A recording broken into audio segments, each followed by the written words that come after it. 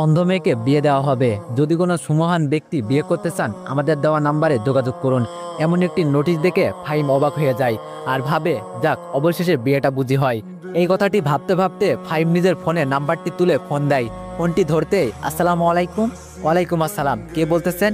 ফাহিম বলল, আসলে আমি একটি নোটিশ বোর্ডে দেখলাম একটি অন্ধ মেয়েকে বিয়ে দিবে, তাই ফোন দিলাম। লোকটি বলল, ও আচ্ছা, বিয়ে দিব আমার মেয়ে সে। ফাহিম বলল, আমি বিয়ে করতে চাই। লোকটি বলল, বিয়ে করবেন আপনি, কিন্তু আমার মেয়েটা কিন্তু অন্ধ, আর আমি কোনো টাকা পয়সাও দিতে পারবো না, আমি খুবই গরিব। ফাহিম বলল, আমি টাকা পয়সা চাই না, শুধুমাত্র আপনার মেয়েটাকেই চাই, যে আমার বউ হয়ে আমার পাশে সারা জীবন থাকবে। লোকটি বলল, ভেবেচিন্তে বলো, তোমার বাবা মা পরে আবার সমস্যা করবে। ফাহিম বলল, সত্যি বলতে আমার বাবা মা নেই, আর আমার মা বাবা কে সেটাও জানি না।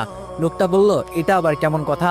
ফাহিম বলল, ছোট থাকায় একজন মহিলা আমাকে রাস্তায় কুড়িয়ে পায়, তারপরেই নিজের সন্তানের মতো দেখাশোনা করে। আফসোস কিছুদিন আগে উনিও মারা গিয়েছে। লোকটি বলল, ও আচ্ছা, তুমি কি করো? ফাহিম বলল, আমি ইঞ্জিনিয়ারিং লাইনে পড়াশোনা করেছি, এখন একটি প্রতিষ্ঠানে চাকরি করি। লোকটি বলল, তুমি এত ভালো ছেলে, একটি অন্ধ মেয়েকে বিয়ে করতে চাও, কারণটি কি? ফাহিম বলল, আমি চাই একজন অসহায় মেয়ের পিছনে দাঁড়াতে, আমি চাই সে সুখে থাকুক বাকিটা জীবন আমার সাথে। আপনি আমাকে বিশ্বাস করতে পারেন, আমি কখনো আপনার মেয়েকে কষ্ট দিব না। লোকটি বলল, ভেবে বলছো তো? ফাহিম বলল, আপনি 100% শিওর থাকতে পারেন। লোকটি বলল, ঠিক আছে, আমার সাথে রানীপুকুরের খানপাড়া গ্রামে এসে যোগাযোগ করুন, আজকেই বিয়ে দিতে চাই। ফাহিম বলল, ঠিক আছে। এরপরে ফাহিম কয়েক ঘন্টার ভিতরেই সেই স্থানে অবস্থান করে এবং মেয়ের বাবার সাথে কথা বলে সোজা বিয়ে করতে কাজী অফিসে যায়। তখন মেয়ের বাবা বলে ওঠে, বাবা, আমার মেয়েটাকে একটু দেখতে আগে, তারপরেই বিয়েটা সম্পূর্ণ করতে। ফাহিম বলল, না, আমি আমার বউকে বাসর ঘরেই দেখবো।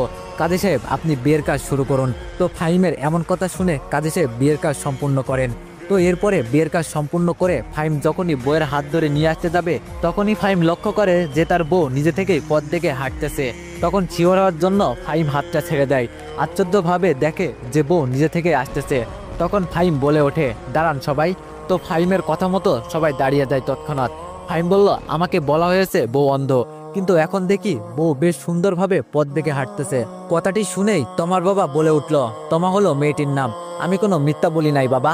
ফাহিম বলল, আপনি বলেছেন আপনার মেয়ে অন্ধ, কিন্তু এখন দেখি সব দেখে, আপনি কেন আমাকে ঠকাইলেন? তোমার বাবা বলল, সত্যি বলতে বাবা, আমার মেয়ের বয়স যখন 5 বছর ছিল তখন থেকে সে কোনো পরপুরুষের মুখ দেখেনি, শুধুমাত্র আমার ছাড়া। সে পর্দা করতে খুব ভালোবাসতো, তাই 4 দেয়ালের মাঝেই বন্দি ছিল। এখন যখন মেয়েটিকে বিয়ে দিব, তখন ভাবলাম এই মেয়েকে কার সঙ্গে বিয়ে দিব, কে তার উপযোগী হবে। তখন আমার মেয়ে এই বুদ্ধিটি দেয় যে, বাবা, একটি কাগজে লিখে দাও যে কেউ অন্ধ মেয়েকে বিয়ে করবে নাকি।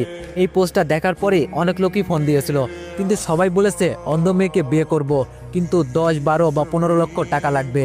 এটা শুনে সবাইকে বাদ দিয়েছি। আমি চেয়েছি একজন সৎ মানুষকে, কিন্তু তোমার সাথে কথা বলার পর বুঝলাম তুমি একজন সৎ মানুষ ও অনেক ভালো মানুষ।